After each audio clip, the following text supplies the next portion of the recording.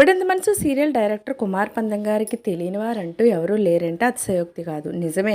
గుప్పెడంత మనసు సీరియల్తో ఆయనకి ఎంత ఫేమ్ సంపాదించారో, ఆ తర్వాత బ్రహ్మముడి సీరియల్తో సూపర్ హిట్ ఎలా సాధించారో అందరికీ తెలిసిన విషయం. బ్రహ్మముడి సీరియల్ గుర్తొచ్చినా, గుప్పెడంత మనసు సీరియల్ గుర్తొచ్చినా ఫస్ట్గా డైరెక్టర్ కుమార్ పందం గారు అయితే మనకు గుర్తొస్తుంది. కుమార్ పందం గారి భార్య కిరణ్మయి గారు కూడా అనేక సీరియల్స్లో మనకు సుపరిచితమైన వ్యక్తి.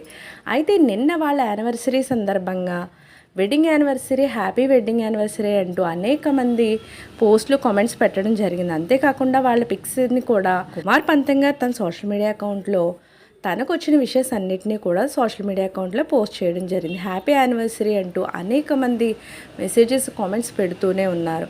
అయితే ఈరోజు రక్షా మేడం బర్త్డే సందర్భంగా నిన్న కుమార్ పందం గారి యానివర్సరీ, ఇలా మంచి మంచి విషయాలన్నీ ఒకేసారి జరగడం చాలా విచిత్రంగానే ఉంది. ఇదంతా కోఇన్సిడెన్స్ అయినప్పటికీ కుమార్ పందం గారు ఇలాంటి యానివర్సరీలు మరెన్నో జరుపుకోవాలని, వాళ్ళిద్దరూ హ్యాపీగా ఉండాలి మనం కూడా కోరుకుందాం.